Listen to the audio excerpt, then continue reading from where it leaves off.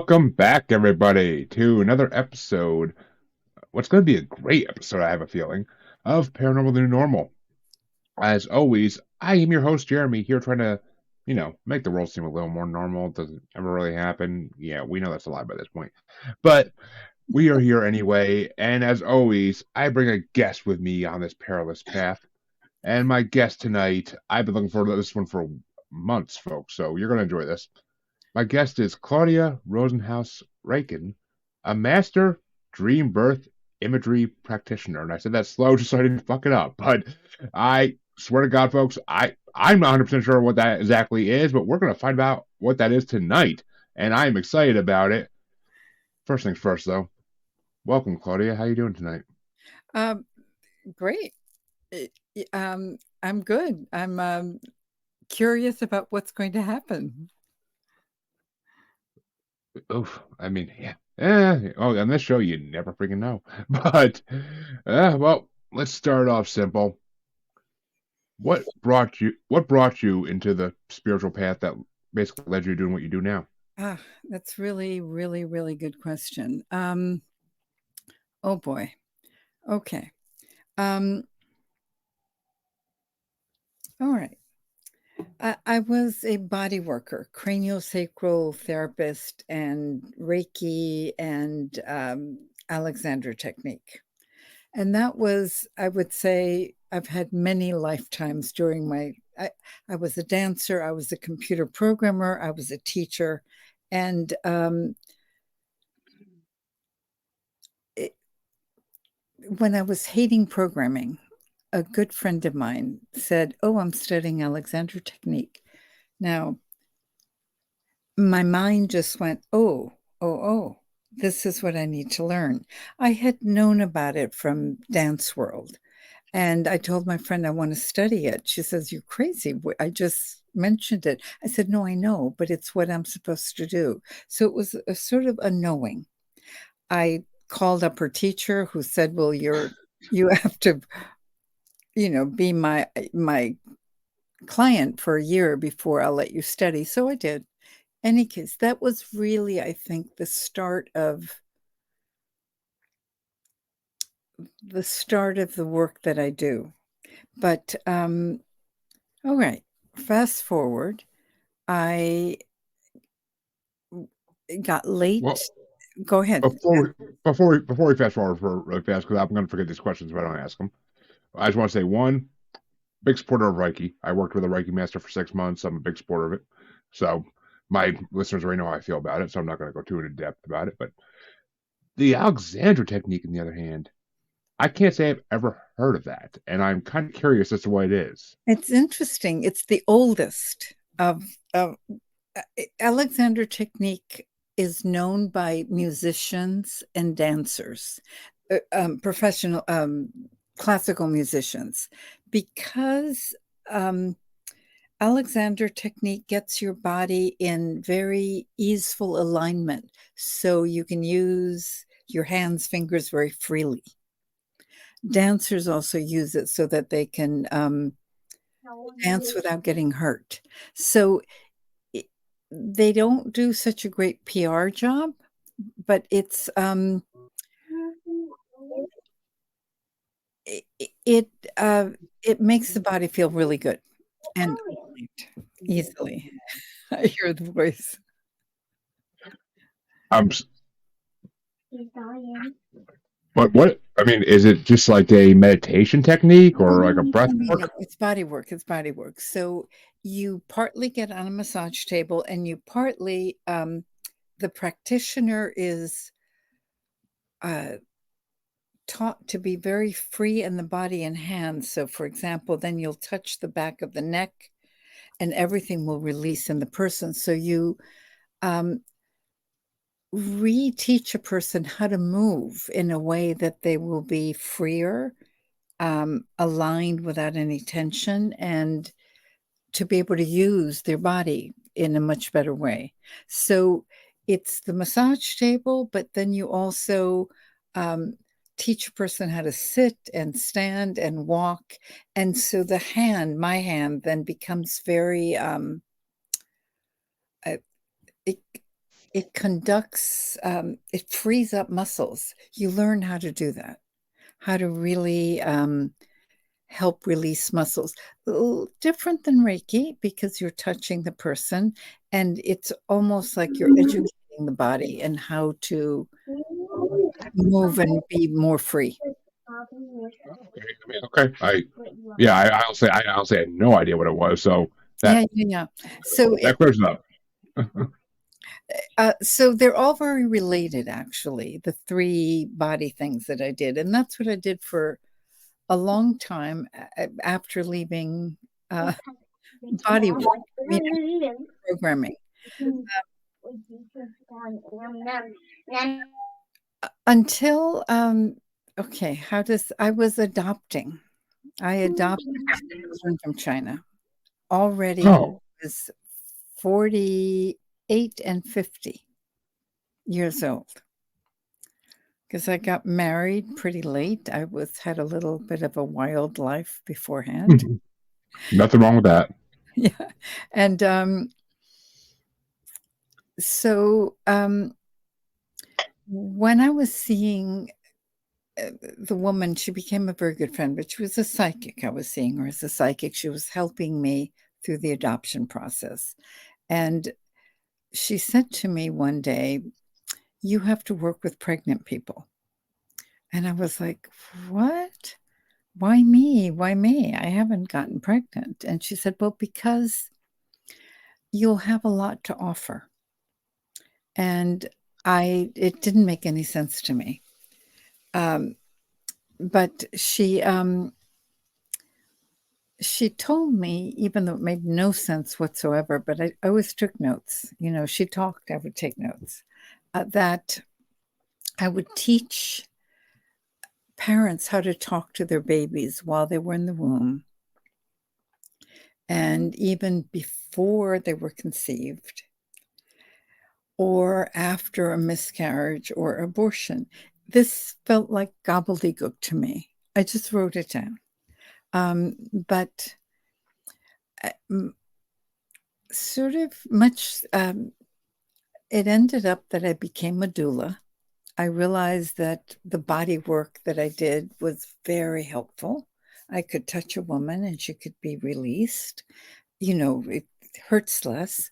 And I, through one of my body work workshops, I learned about this woman that knew imagery. I had a real strong feeling that imagery would help in birth, that because I was fooling around with it already, I could imagine my arms being as long as the earth almost, and I could feel my back expand. So I knew that images would affect the body. That I was experimenting with a lot. And so it just made sense to me that imagery would help birth, but there's very little on it. Uh, I ended up learning about Catherine Shaneberg, who's an expert in imagery.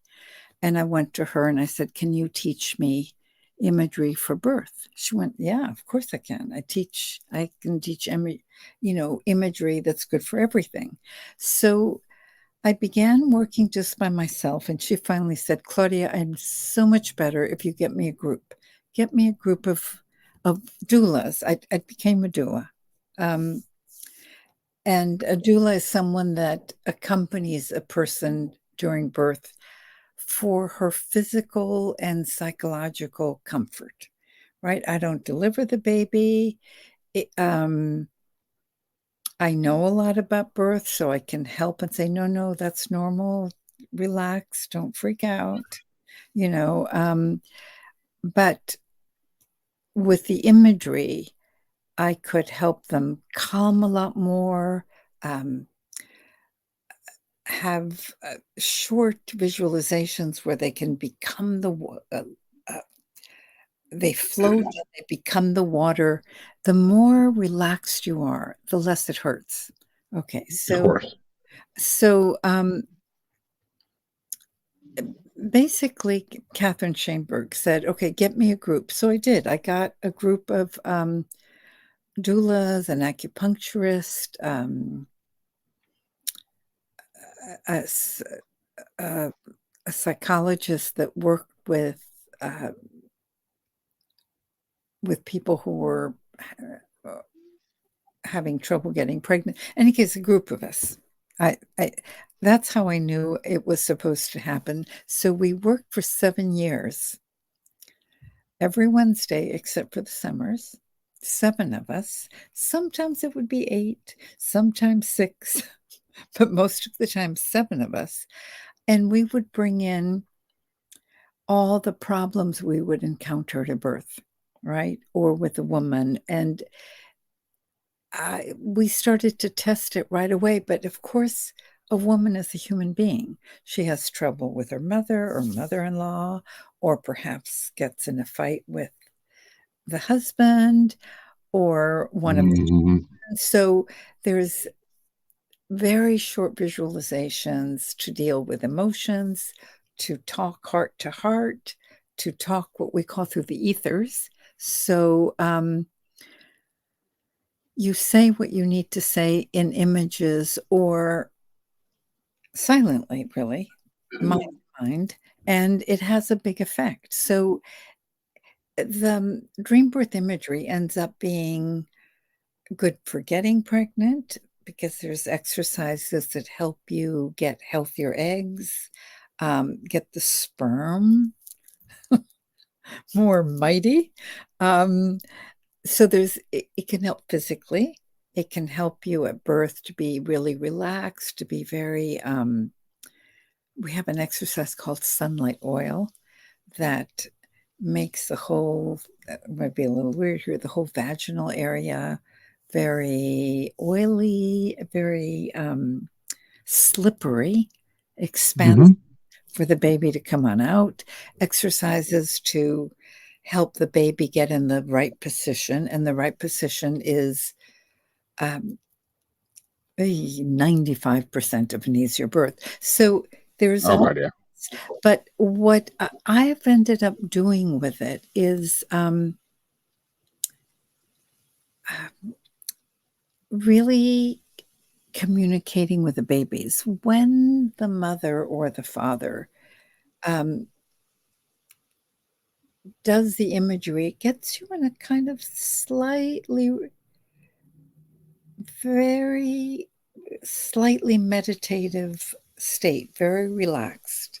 And when you're in that state, it's even you can take your eyes down, take a look at your baby. In fact, right now, I would say to you, you can do it with your eyes closed or open. And I might say to you, close your eyes, breathe out slowly 3 times, counting from 3 to 1, seeing the numbers. And now take your eyes over to your wife's body. She'll give you permission because you made the baby together. And go down, down, down, down, down to take a look at your baby in the amniotic sac and say whatever you want to say to your baby. Just talk to your baby, telling him or her what you all that you want to say to your baby. Um, take a look, see if your baby wants to say something. And so you say, and then I ask you to either open your eyes or take your eyes back up. And okay, right now, were you being able to do this or you were just listening to my words? I was trying a little, but I just am. Yeah, but I'm not. I'm not anything meditating. I'm not good at. It's just like well, my. actually, believe it or not, many people who are not good at it are good at this because it's quick, it's simple, and it becomes very fun because, well, first of all, you're running the show, so you can't really, you Yeah, I mean, can't do it. I'm def. I'm definitely gonna try it. I'm definitely gonna try that later on tonight. That's for damn sure. But then we have an exercise called the garden. You go into a garden, you create the garden really, or it could be a garden you know very well, or you create it. But that's where you're going to um, imagine that the birth takes place because you're going to bring in people that love you, helpers, um, people that love you from the other side. You're going to invite all the doctors into the garden and see that light shines on them. They turn to light or they get filled with light. Everything they touch turns to light. Everything they do is done perfectly. So well, it makes the person feel very safe, but it also brings out the best in the doctor. I am not kidding. It really makes them do a better job.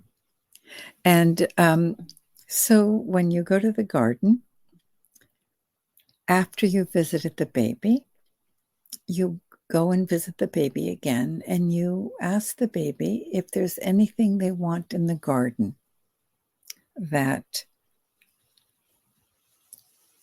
that's not there. Every baby, oh, way more than 300 at this point because there's many. I've attended 300 births, but I've helped many more. I've worked with many more people whose births I don't attend. But the babies, oh, I wish I could. I don't know if I can show you. Um, Babies want blankets. One baby wanted pebbles. And I Sounds said, like my kid. wait, what? Sounds Yeah, like my daughter. yeah. Well, actually, don't laugh because, or laugh. Uh, the baby that wanted pebbles was about 11 years ago. And last summer, his mother uh, commented something in my Instagram. And I remembered that her baby had wanted pebbles. You know, babies wanted bunny rabbits, my daddy, my sister, uh, swing, fish, but pebbles I had never heard. So I wrote to the mother. I said, I remember your baby wanting pebbles. Is he into pebbles? She sent me 5 photos. I have them in my computer. He is obsessed with small pebbles and stones. He arranges them on his little piano, in the car, everywhere. He has arrangements of pebbles. And she says they can't go anywhere without taking bags that he can fill them with pebbles and stones. Yeah, I mean, it makes sense. It makes sense, honestly, if they want something as a baby in the womb that it's gonna be like an attachment type thing. I Well, mean, they are already a full person. They already know what they're coming in for. They already chose you and your wife. They choose who they're coming to very consciously. And so that's how the book was written. Just I was hearing so many amazing things of what the babies were saying. So the book that I wrote is really yes. I don't know how, yeah, messages from the womb. And it's really stories of what babies have said when they were in the womb, what they said before coming in, when they were just, the parents were trying to conceive them, or if they left after miscarriage or abortion. So that's really the chapters and of what the babies have said, because the information was sort of mind blowing. I So imagine. yeah. So even though the imagery is to let the mother birth easier, right, with less pain, um, it becomes invaluable way to bond with the baby, with your other children. Are you okay? You're Yeah, it's all good, it's all good. okay. um, so anyway, that becoming a doula led to um, conversations with these beings before they're born. Interesting. And okay, I gotta ask though, because I mean, do you? Well, I'll start off with this one. But Go ahead. do you believe in reincarnation? Uh, Completely. I mean, I can, yes, I do. I do. I do. I do. And, Have you seen proof of it? If you're able to talk to babies before they're even conceived, like is there proof in that of reincarnation? well, okay. Um, Sometimes the babies will, well, I have a woman who came to me. She has a 4-year old. Yeah. Um, and he remembers not only his past lives, but his in between lives. He said to his mother, before I came in, I used to help doctors. I used to help, I would guide doctors. She said, what? Yes, I would teach them what to do. Um, and he became friends with this little, I think the little boy is Asian. I don't know if Chinese, Korean. And he told his mother that I was so afraid I wasn't going to find my best friend. I was so afraid I couldn't find him, but I found him, Mommy. I found him. And don't we're exactly alike. Look how we look so much alike. Of course, that little boy is like blonde, blue-eyed, but he talks kids do talk a bit about other lifetimes. Yeah, I've heard some famous cases and whatnot where like and I'm a full believer in reincarnation. I'm a full believer in it. Mhm, I believe there's an extraterrestrial element in some way, but mhm. that's a whole nother conversation. But I mean, yeah, but because you talk to basically spirits before they enter the body, like I had to like it's a question I had to ask because it's Well, just yeah, and sometimes when a baby's coming in and, the conversation has been started, and sometimes one of the questions can be, have I known you in other lifetimes? And they may show you quick little images. hmm, Maybe you were friends or they were the parent, anything, right?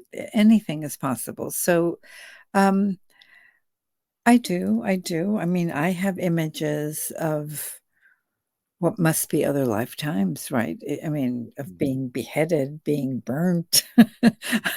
So for sure, I think that's part of the sound sounds like you've walked the spiritual path in a lot of lives, just not in the right times.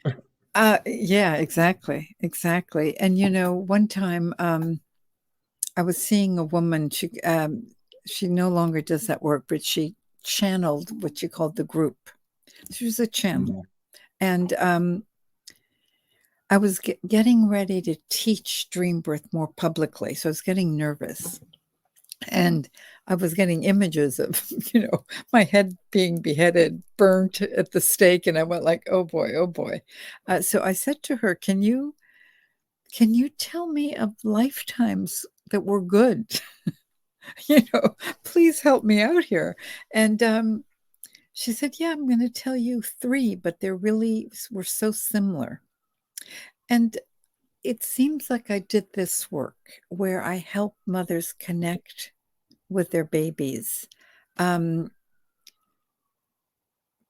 several times. So the one time she pointed out was, I think, in Babylonian times. She said, I had, we were at the steps of a big church or cathedral, and lots of pregnant women, on the top step, were talking, and I'm teaching them how to talk to the baby inside. and Mhm. how to get advice from the baby. Many times you ask the baby, is there any message that you have for your mommy? Mommy, please drink more water. Mommy, you've got to rest. Or the messages before they come in are, to me, the most fascinating because they're asking the parents to do bigger things. In other words, okay, today I had a session with someone. Um, she's going to be a single mom, and through IVF, she has a donor. Okay. She lives in the Netherlands, and okay, so we talked to the soul, and we asked if they had any advice for the mother, and they said, yes, you have to become softer. You need to become softer. Now she's I think comes from a somewhat judgmental mother, or some mother who could be very judgmental. So she's uh, um Guarded. can have, yeah, exactly, that's a good word. And one of my favorite dream birth exercises to do is to ask the person to see their helpers, both ancestral or angelic. And especially after they've done it and can see or feel them, I often have the people ask for advice. So um, we asked her helpers what would help her with this problem, with being more vulnerable. And they said, you already are soft. You just need to let yourself be soft. Mhm.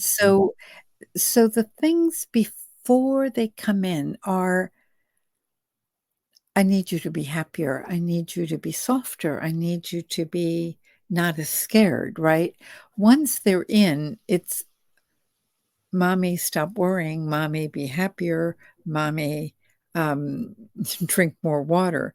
But it's the babies that are giving advice before they come in that give the bigger asks. Because now with this woman, she can't be so guarded. It's not going to work.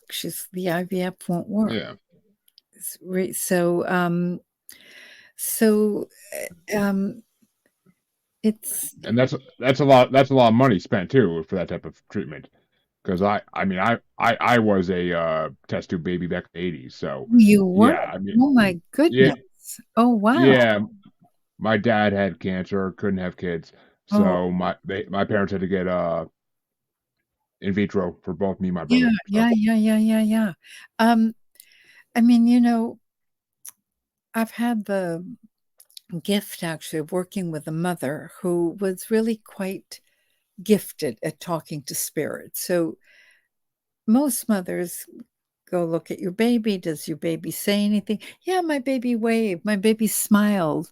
My baby, kisses me. Or my baby, or the babies say fairly simple stuff. I mean, it's not, I love you. right. Everything will be fine. It's short. But with this woman, she's really quite gifted at talking for the baby or talking for my father when he visited, who's passed away. So when I worked with her, there was a baby. Oh God. Okay.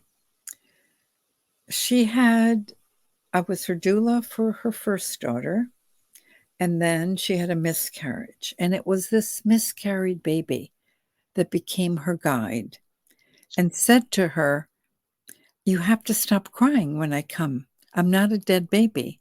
I'm a guide now. If you want me to come, I'm going to stop coming. So uh, um, we dubbed him for the time we worked together as baby teacher. Um, Fast forward later, baby teacher, then I helped her with her second baby as a doula. And then they moved away. And she called. She says, I'm feeling a little crazy. Can I have a session? I said, sure. Well, baby teacher was coming through telling her she should talk to me, that she should. Anyway, um, when we had the session, because she kind of goes in under, and baby teacher comes through and says, Claudia, we have so many babies here want to talk to you. So many babies have want you to know things. But it wasn't quite like that. I had to ask questions. So Hmm. about the in vitro, there was a woman who was trying desperately to have a second baby. I'd helped her with in vitro with the first, with imagery. I didn't help with the in vitro. And while I was talking to other babies, asking about abortion, what did babies do when the mother didn't want them, blah, blah, blah. I had questions I'm asking. And all of a sudden, baby teacher says, oh, someone's here.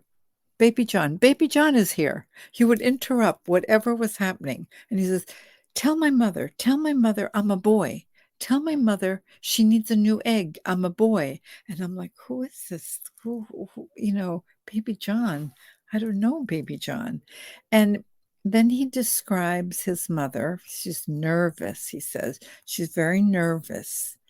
And I have a sister and I have a dog. And I go, ah, I think I know who he's talking about.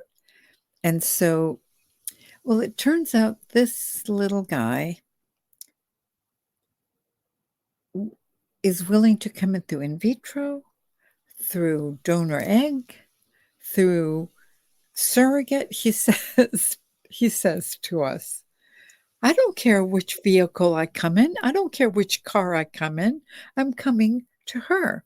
I don't care which way I come in. So, you know, he did come in actually through surrogate, and he couldn't come in for a long time because all the um, embryos that we're making were girls.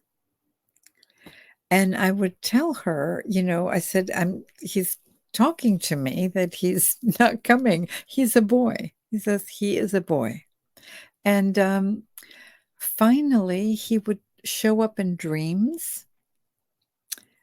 She was ready to give up, and she had a dream about this little 2-year-old. He would always show up as between 2 and 4 years old, and it was very alive. So they decided to make another batch of embryos, and they managed to make a boy embryo.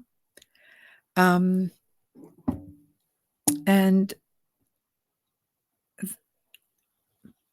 let me just think about it. They decided to use a surrogate.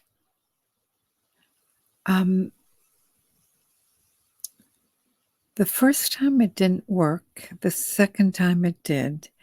But the surrogate needs to connect with the baby. The mother needs to connect with the baby. The baby said, yes, I'll be good for the surrogate and for my mother, for my true mother. And tell my true mother that she's my true mother, that even though I'll be in the surrogate, it is she is my true mother, and that's who I'm coming to. So it's pretty fascinating work, actually. You were obviously quite motivated to come in because it's not so easy. Yeah, no, Do it in I vitro, can't imagine. a little bit harder. We've been through time immemorial. We kind of know how to dive into, while people are making love. But you obviously did it. Apparently, yeah. I'm living proof. Yeah, you are. So, some people say it's not so good in vitro, but from what I can gather from the babies, they don't care. They want to come in to a specific set of parents, and if that's the way they need to come in, that's the way. I mean, much to my mother's dismay, because she wanted two girls, she got two boys instead. But Well, there might have been a reason. How it's what's her relationship with the two of you? I mean, with you and her, with you and your it's always hmm? it's always been decent. It's always been good. And what about with your brother and your mother? He's the favorite. It's always been great for him. Oh, is he older or younger? Younger, he's the baby. He's a baby. Yeah, but you know, with DreamBirth imagery, the mothers also talk to the older children, prepare them. We have an exercise, an imaginal exercise. Um, uh, Basically, everyone's at the beach. Then you go into the water. Everyone becomes fish, including the baby. Fish, you swim together, swim together, swim together. And then you watch the baby who's going to be born or the baby who is born with the older ones, and you let them play together in your imagination. Um, but this seems to communicate it's going to be fun. Don't worry. Baby might be crying. I mean, because you have, well, yours were separate in age. They weren't so close Yeah, together. So you don't have the problem when you have a 2 year old or 1.5 year old. You know, yep. hey, what's this baby doing? So you almost have to communicate with the imagery that it's going to be fun. So I love doing the work because it's fantastic, but I also love what I've learned from the babies and continue to learn. I mean, every time it's new, but the book is finished, so there's only a certain amount of stories. Well, I mean, it's interesting because my mother could have used those exercises and someone like you when she was having us. Because literally the day my brother came home from the hospital, I pushed over his bassinet. Yeah, yeah, no, this is new work, actually. I mean, Uh, some people have intuitively talked to their babies, but um, they used to think babies didn't feel or think or see, that especially I think when I was in the 50s, 60s, babies were blank slates. yep, basically. Yeah, so at least in my experience, that's not the case at all. And when the mother, you'll experiment secretly. You don't have to do it with imagery. Just talk mind to the baby in the womb. Yeah, Whatever's, which yeah, I like to think I like to think I do try to do that sometimes. Like good, just like good. not even knowingly, but I just try to do it sometimes. Like out of It's, out of yeah, out of instinct almost. But I mean, it's just yeah, eh, I don't know. I mean, it's interesting, but I mean, I know like psychics, mediums, clairvoyants. They say everybody has some type of connection to the spiritual side, and that everybody has some type of ability. But can everybody do this? Is every this is father, it. every mother Actually, capable? this is, yes. Okay. Let's see. I'm going through. All right. Not everybody takes to it. Some people want it more scientific. No, I don't want to do that. But I would say, I mean, I've been at 300 births and probably have worked with another couple of hundred or more. Um, yeah, they can do it. They're very short. And if you were not doing the show, I promise you, you could do some of the exercises. I would bet money you would be able to do it. So it's not so you don't get put under. You don't have to meditate hard. It's just 3, 2, 1, boom. Let's go into a garden. What does the garden look like? It, you know, in one of the podcasts, the question was, how would you describe to a third grader what you do? That's actually a good question. Yeah.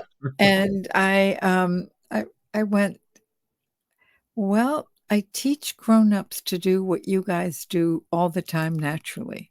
Like when you're a little bored at school, you can go someplace, right? Go in your mind someplace. Easy. That's all that I'm teaching people to do. You go into a garden, you go, it's really, really, it's re-sparking the imagination. But um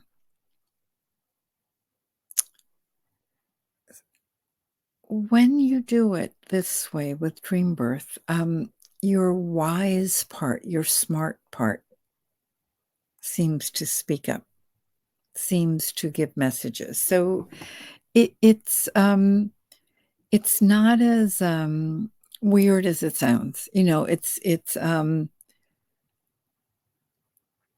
Well, it doesn't sound weird to me. I'll just say that it doesn't sound weird to me because I deal in this world on a daily basis, so it doesn't. It's not out of the realm of unusual to me at all. I mean, it's normal. It's normal to me. Like, Yeah. And so I mean, sometimes just you're going to the garden and are there any little animals? Do they have a message for you? Does when Because they're short, you're not there very long. You do it quickly. Often there will be a message that is pretty startlingly wise. Like with this woman today, you need to be softer. Now that's pretty, heavy duty feedback, right? So, does the baby do it? Does her wise self do it? I don't know. I don't. I definitely think the baby is speaking because the baby that loved Pebbles, he still loves Pebbles. Why did he say Pebbles? The mother didn't. So, exactly. and many times, the mother will tell me, or the father, oh my goodness, he looks exactly like I saw him in my mind. So um, what I do, most people can do. I mean, I lead it. Well, okay. It's easier, for example, if I'm giving the exercise than if they just read it, Of course. because partly because I so much believe they will be able to talk, that belief system gets into the field. I don't know how else to explain it. So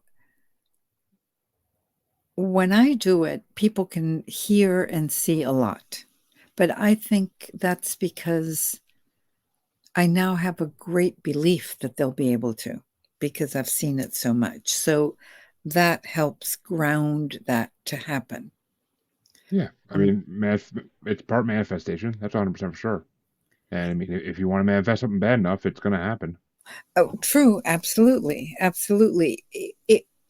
It will happen if you don't have conflicting beliefs about it. So that's sometimes what you kind of have to clean up. For example, if somebody has had a miscarriage or an abortion, they may feel very guilty and won't necessarily allow themselves to have a good birth. So that's when I really find it imperative to go talk to that baby. Tell the baby, apologize to tell the baby why you did it, what happened. And most of the time, the baby is, I knew what would happen, or it's okay, I've moved on. Or sometimes you ask the baby, are you willing to come again now that I can have you? And the baby will say yes. So, but if you're feeling guilty about stuff, you sometimes won't let yourself manifest because you don't think you deserve. You know what I mean? Yeah, So, of course. so sometimes I find that's the task. I have to unguilt a person, give them permission. And Makes usually, sense. yeah, and usually that can be done most with who they feel they've hurt. If who they've hurt says, I'm fine, I'm good, or then they're much better. They can Makes release sense. guilt. Yeah. Which, I mean, I was waiting to the end of the show for this because I didn't want to throw this on people in the beginning of the episode. But I mean, we've all heard. I mean, we all heard like the rumors or what happens to these certain babies who fall under worse circumstances, such as miscarriages, abortions, and stuff. And I mean, the old Catholic ideology of they're in purgatory. Like how I don't think. I mean, it's Catholicism. I don't believe a word they freaking say to begin with. But what what does happen to those unfortunate babies? Like what do those babies say? Okay. Um, all right. Um, the story is in between, you know. It's not black or white, it's many other different colors. So when I talked to babies who had been aborted, um, some of them said, "Oh my, we went in because our mother was feeling so alone and unloved, and we knew that if we went in, she would feel our love, and we knew we would be aborted." Okay. They say we go right back to the light instantly. They're coming from the light, they're coming from a place, right? And they come in, and if they leave, they go right back. They go right back to, um, for the babies who still want to come in, it's almost like a giant womb.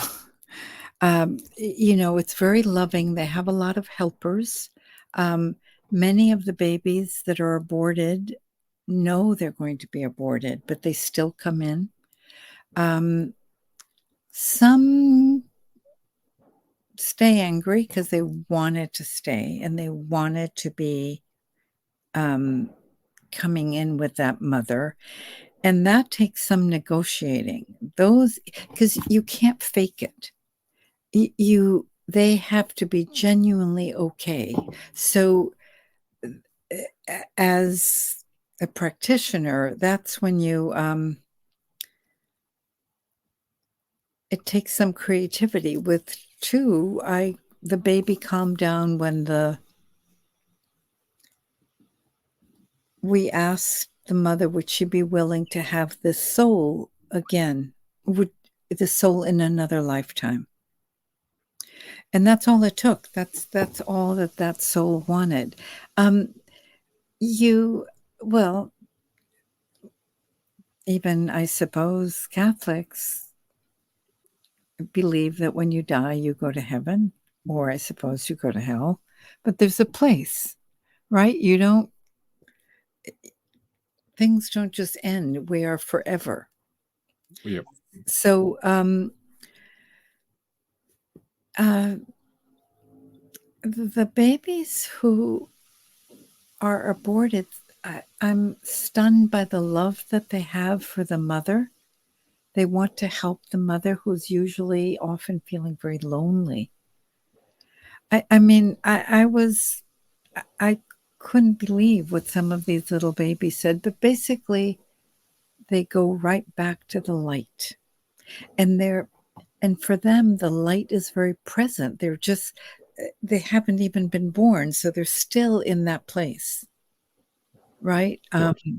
So um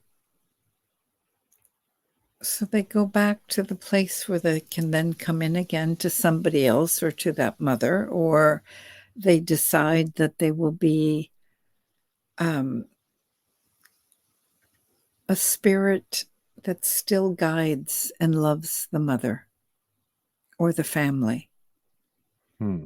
Um, so it's not exactly how people think. Do you know what I mean? Oh, It's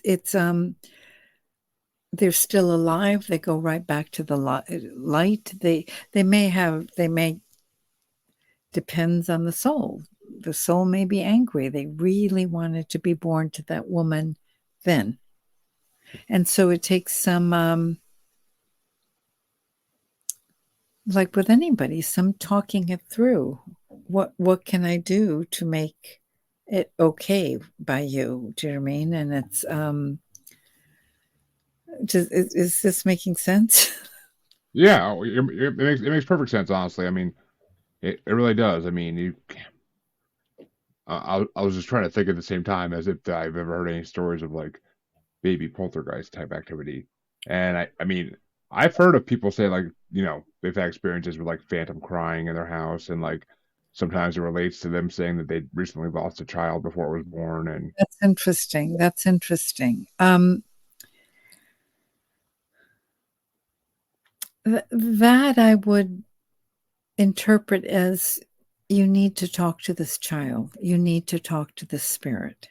So, I had a woman, she was an OB who, Irish, so Irish Catholic, who very late in her pregnancy found out that the baby was going to die very, had incredible problems and would probably die within a few hours of being born.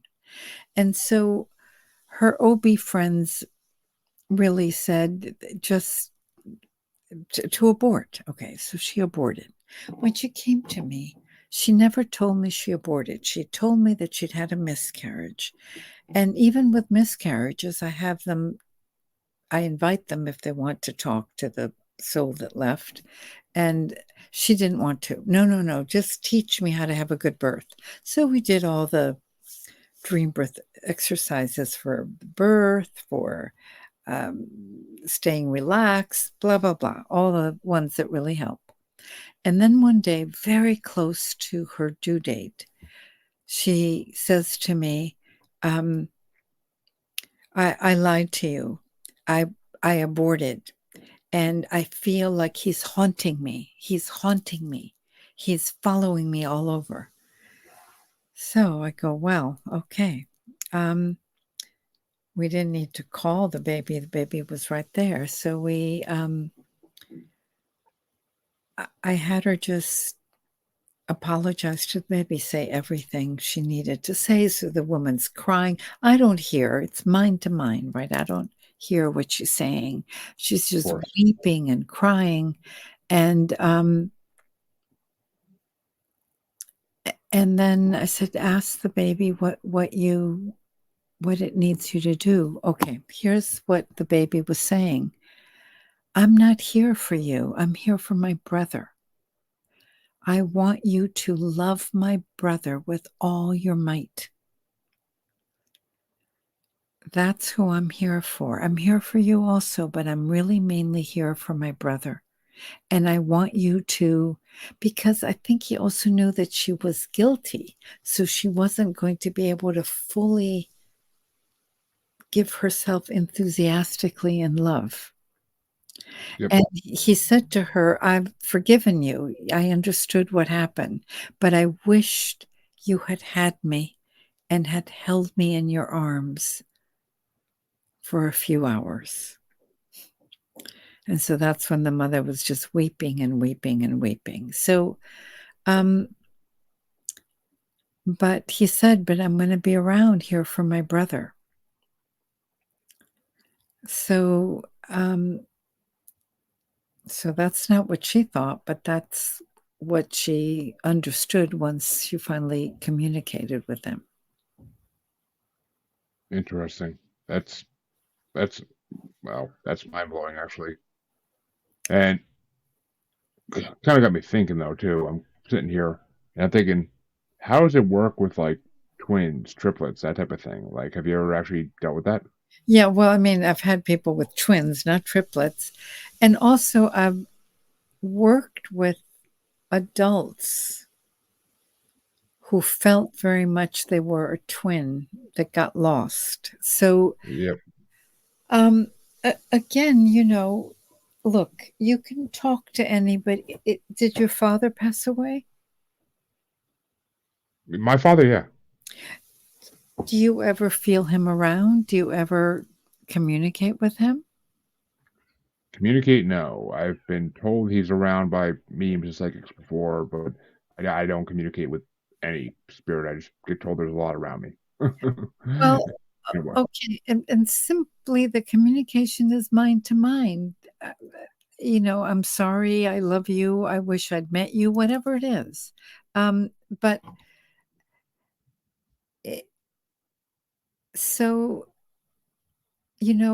okay, I was the doula for a woman who had twins. One of them didn't make it.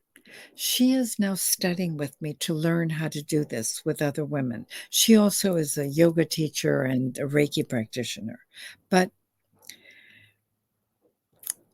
with the work in the training, because she has to do all the exercises to learn them so she can use them with other people, um, she finally heard from the twin that left that, first of all, she's still around, helping her sister and the mother, but that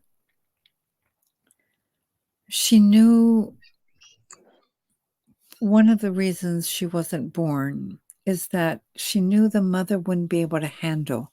She was an older mother, also done through in vitro and actually uh, uh, donor egg. And the woman was already 53 when she had the baby, or 54. That it was going to be much easier to just have one of them. So, but they're still connected. There's great. My father was a twin. They can finish each other's sentences. I mean, now they're both passed, but you know, when you'd be with them, you didn't know why they were laughing. They would start something, and then they would both laugh, laugh, laugh. It was like a shorthand language. I, and yeah. and I've had a lot of mothers who have a twin who they feel very, very close to.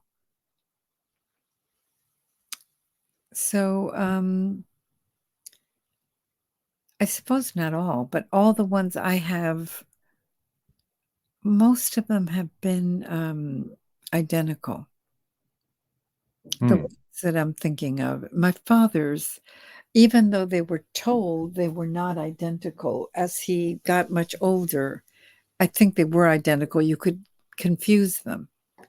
People didn't always recognize who was who. Yeah, of course. So they were close enough. Makes sense. I mean, they say that like they've always said like some twins like they can sense when the other one's like angry or like in danger. Like they had that like telepathic sense between them almost. Absolutely. I think that's true. But you know something? It's probably true if you don't overthink it, between you and your partner, between you and your kids. I mean, one sometimes does have a sense, but twins especially are very bonded that way. But I mean, you spend 9 months with another spirit in the womb. Of course, you're going to be bonded to some degree. You have to be. It only makes sense. yeah. And also, even before that, they chose to come together. It's quite something to come in as a twin. It's a choice.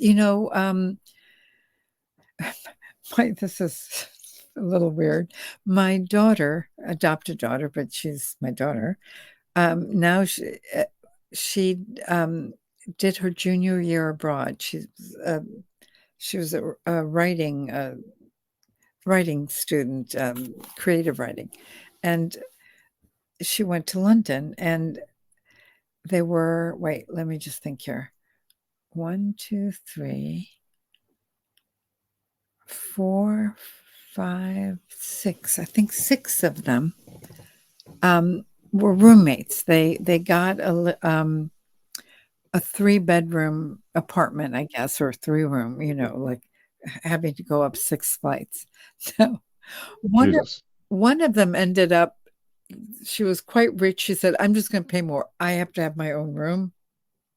So then the other 2 had the other room, and my daughter shared there were 3 of them. One was a triplet, one was a twin, and then was my daughter. And I thought, how funny. They don't mind being squished and all together. That's how they were in the womb, right? That it was just my she's my youngest daughter, is very gregarious, she loves, she doesn't mind being squished, but I just thought it was interesting that it was the triplets and the twin and my daughter that,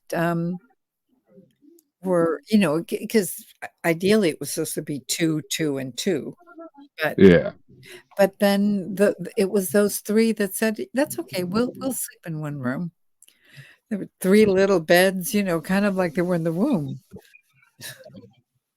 That's funny. It is. It is really funny. Well, Claudia, I want to thank you for coming on because it's been an amazing hour. It's been an amazing show. A lot of information here for my listeners. I think they'll really appreciate this episode, and it may help some of them in the future. Who knows? Yeah, But if they want your help, where can they find you? Where can they find your book? okay.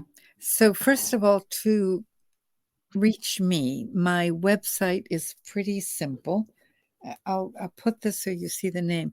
My website is claudiaraiken.com.